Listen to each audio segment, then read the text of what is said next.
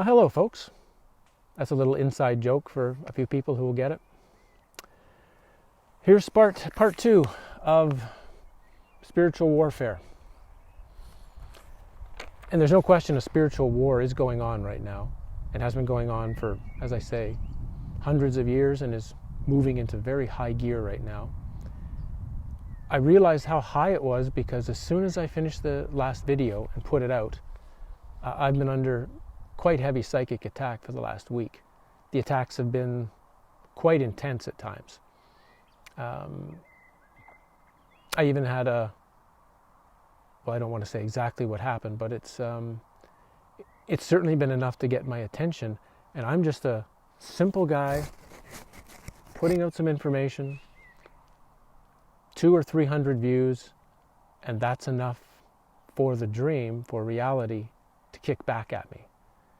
And I think that's enough to certainly tell me, and hopefully to tell you, that this is serious business in the dream. Within the dream state, the war is on. The war is on. And yeah.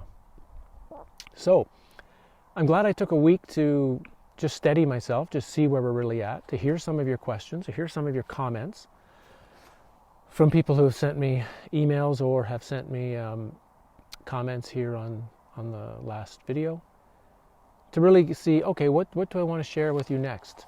And I think a lot of what to share now is, so what to do about it? How do we handle that? And generally when you look out there, anybody talking about any of these topics, and have been for decades, are all saying about, we have to awaken the masses, you have to get the message out, you have to find ways to find new ways to talk to people and get things out there. No. If you think you're going to awaken the masses, you're wasting your time. You are wasting your time. The masses are the masses because they are hypnotized. They're heavy. They're heavy with hypnosis. They're heavy with judgment and belief. They're heavy with, heavy with hypnosis is the best word to use. And you are not going to unhypnotize them. Tens of thousands of people have said that, have tried that, have done their best, and the result has been a colossal failure. So if you want to go and be a colossal failure and go out there and awaken the masses, good luck to you. Because you're going to find out really quickly how much of a waste that is. One of the most amazing things to show this hypnosis was, if you're watching some of the protests that were going on in the United States during the main protest, and you would see the protester with a mask on, and they'd have on the mask written, "I can't breathe."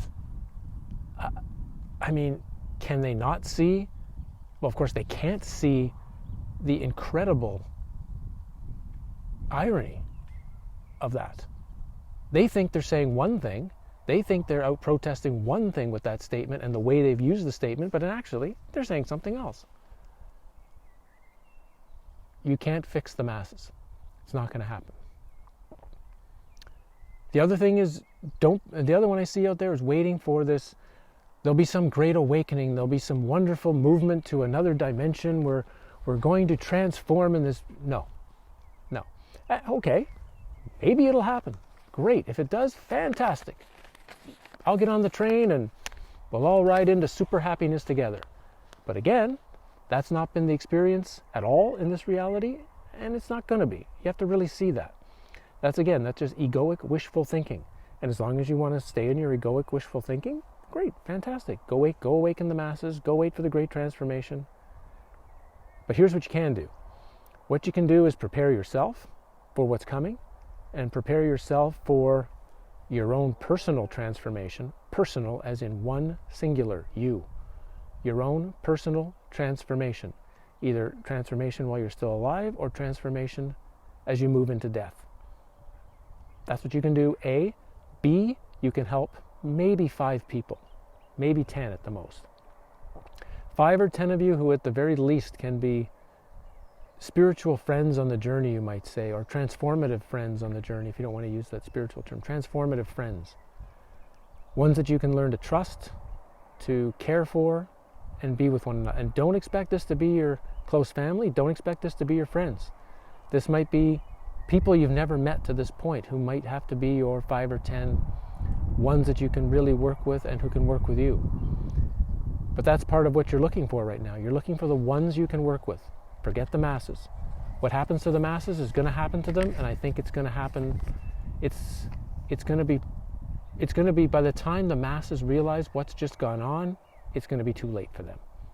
So let them be. I had a chance to talk with a friend of mine back in Canada this week, and very smart guy, really astute, and I thought, okay, I'll use him as a test.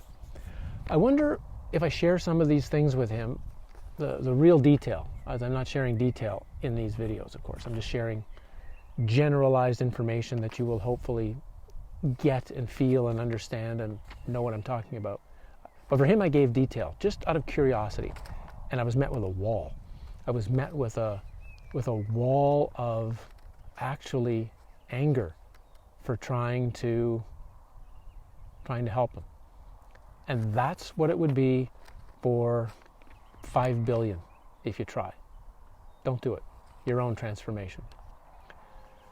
So what are some of the things you can do for your own transformation? What are some of the other things you can do that I suggest anyway would be helpful? Well, one is not only to get into nature as much as you can, get away from your screens, get away from your television, get away from electromagnetic frequencies if possible, and spend some time in nature. Allow your mind and your body to just calm down, de-stress, give your mind a chance to think clearly.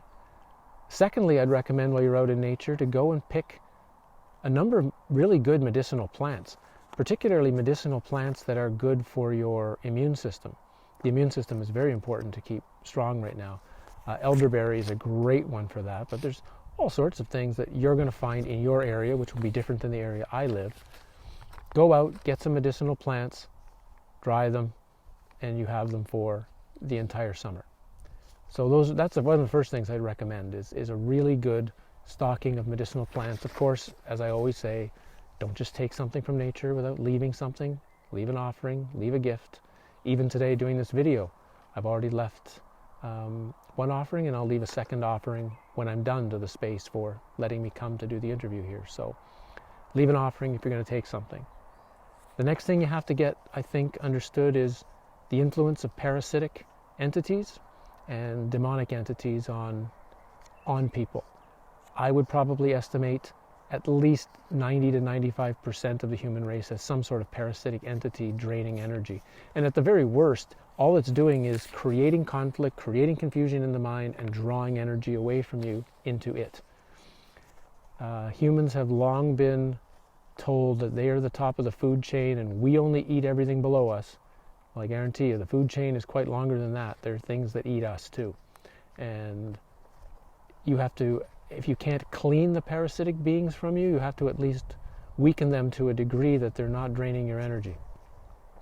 So I would recommend that as an important step. In fact, I think that's something that needs its own video actually, but I'm just going to put that out there. That's a really important piece to the puzzle. Along with that is, as I found out this week, as soon as you're going to start sharing anything with people, you might start getting attacked psychically for attempting to be of help in this time. So protection can also become a really valuable tool for you. There's lots of ways, of course, to do that, and I don't want to say one set of specifically protection tools or techniques is better than another. You'll find something that at least seems to help you in some way, so that's a really valuable thing. I've never said this to anyone before as a suggestion, but because we're having basically a magic spell put on the human population. Again, that's why it's so hard to deal with the masses, because the masses have been charmed by the spell. So if you are not charmed by the spell, probably if you're watching this, you're at least having some of the spell broken a little bit. Mine broke 20 years ago. Maybe yours is just breaking now, I don't know. But you may need to actually learn a bit of magic on your own, particularly some type of protection magic, some type of, I hate to use the word shamanic tools because that's not the right word for it, but natural ways of of protecting yourself physically and mentally. So you may because you have to recognize what's actually happening on a larger scale now. You may need to do more to, I don't want to say block it necessarily. That might not be the best word to use.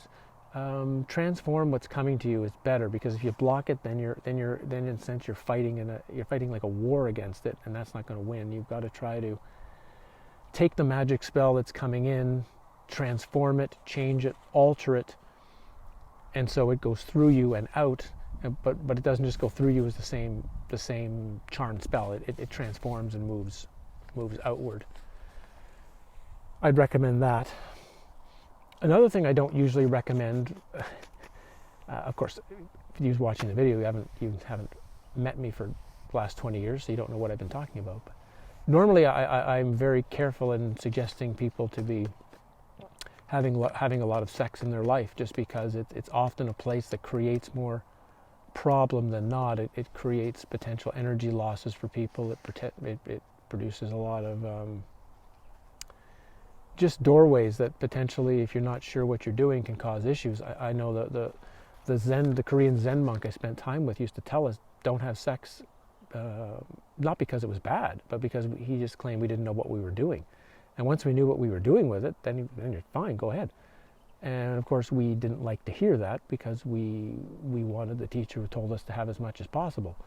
But I understood what he was talking about in time, understood the intention you have to have into going into these encounters. But now in the time we're living in, it's another thing that in a sense can become a type of magic, a type of tool, that if you start learning how to enter the sexual act in a way of producing a protective energy, almost like a protective cocoon between the two of you, that can also have a really good effect on blocking the magic spell.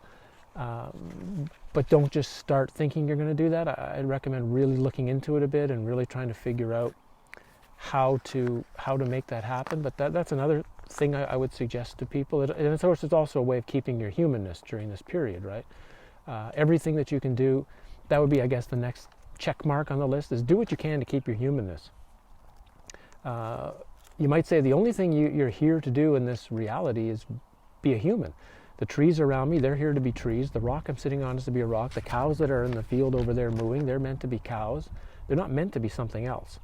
So all the other things you do, all the other things you go through, all the other things you might transform and change and become, at the base, you still need to be human. If you're not human, then the rest of it kind of doesn't matter. So all the things that mean humanness to you, and I mean again, inner Gnostic. What does the inner Gnostic inside of you, what does the inner wisdom tell you? This is what being human means. Those are things you want to make sure you keep doing on a day-to-day basis.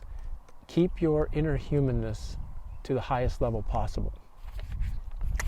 What else did I write on my list today? Recognize that you may not have a lot of time for anything. We really don't know how things are going to play out. It's very difficult to know what's coming next. I've been watching this for 6 months, ever since things first started in China back in early January.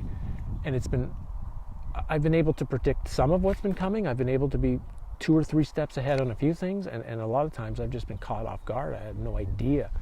The things looked like it was going one way, and it just all of a sudden turned to another way. So you're going to have to expect a lot of changes, a lot of surprises, and the best thing to do is be as prepared as you can for what you can be prepared for, and use your time wisely in all areas. If there's things you want to do, if there's things you've been meaning to do it now. Don't think you're going to wait 6 months or a year or 2 years. Do it like right now, today. If there's something you want to say to somebody, or there's a comment you've wanted to make, or certainly if it's something nice, if there's something nice you've wanted, I wanted to say something nice, or I think I should apologize to that person, or I think I should, you do it right now, today, because you have to start recognizing we don't really know what kind of time frame we've got and what the time frame is going to look like 6 months from now. 6 months from now, things might look utterly fantastic. The spiritual war might be over, and and we might be in an even better place than we were before. Great. If that happens, nothing you've done that is what you might call things that are important to you, or things you've wanted to do, or things you've wanted to say with somebody or share, will be wasted. They will be appreciated at that time. Don't think, though, you can wait 6 months and things will be as you want them to be. Things might be in a really difficult place. So, yeah, do what you feel is important to do now, particularly if it's something that is helpful, useful, positive. And again, if you just saw the video I made before this, my Conscious TV update, where I talk about the darkness and the light, and you kind of need to know more what the situation is, what's really going on, see it clearly, because then that does allow you to transform yourself into a more light creature. And there's another example of why you can't help the masses. The masses are heavy, they're not light. They're not on sort of Mayat's featherweight in the Egyptian weighing of the heart. They're on the heavy side.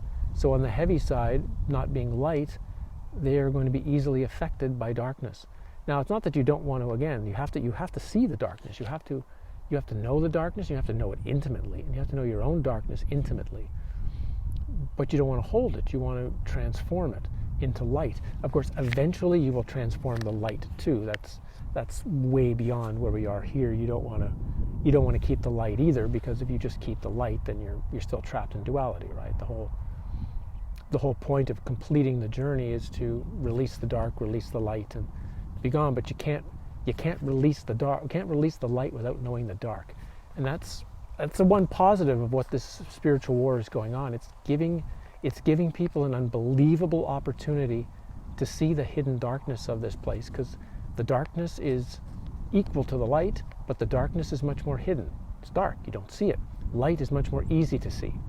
So this is giving a chance to really see the darkness. That's another thing. Don't be afraid to see the darkness. Don't be afraid with your group of 5 or 10 transformative friends. I really like that word, transformative friends, to discuss darkness and understand it and see how the darkness works. Try to keep it. Try to not to make it into a religious thing. Try to keep it as clear as possible as what you're seeing, so that you're free to make judgments on what you're experiencing and what you're feeling out, without a belief structure around it. You may choose to make a belief structure later, but try not to take a belief structure into it. Try to instead go in as clear as possible and let your findings, particularly with your various spiritual transformative friends you've got, to see what you as a group of like-minded people can determine of where you are and what's going on. I guess that's all for now, that I had written down on my little sheet of paper, I think. I assume there will probably be a part 3 at some time. This is an ongoing situation. I'll be curious to see how my week goes after posting this compared to the week I just went through. By all means, share in the comments, drop a note, let us know how you're doing, let us know what you're experiencing, let us know your feeling of how you are dealing with a spiritual war, because like I say, well, I'm certainly hoping it will turn itself down, and it will potentially, I don't think it'll ever switch off, but at least you might say weaken. At this point, I'm not confident that that's going to happen shortly. So by all means, how can you work with what you're working through? I've just given my suggestions. I've given the suggestions I've gone through of my own life experiences and my own 20 years of digging into all this material and alchemically working on myself. It's a great opportunity for an inner journey. It's the more difficult things become, the more possibilities of your inner journey there is. Now, of course, that doesn't mean you want eventually have to get to places where you can take a break and you can appreciate where you've come. That's the best way of saying it. To reach a difficult, hard work, but then reach a plateau, get a break, enjoy what you've done before the next plateau starts. So, but right now, that worldwide, we're in a challenging place, and that challenging place, though, does mean great possibility for inner work and inner transformation. And again, I can't say this enough. Don't waste your time on the masses. The masses are going to be where they are. Work on yourself, and work with a small group of people, like-minded people who you both trust and who trust you, and that maybe each of you can help each other. And that transformative step, then, while you take it alone, you might get to take it with another 5 or 10 people at the same time. And don't wait. Don't wait to start. Don't wait to begin the process. Don't wait to do what you have to do. So we'll see what the next video comes in another week, after I've had time to again think about where this has gone and what I'm hearing. And it's it all changes on a day-to-day basis. What's great is I started this talk in pretty much darkness and cold, and we're ending now in some light. In fact, it's light enough I almost need my sunglasses. We're ending with some light and still a bit of a cool breeze, but it's much more comfortable out here. So let's hope that's a energetic sign and an energetic sign for the people watching the video, sharing this, that are sharing this with me, because I'm not just making this alone. I'm not making this in a vacuum.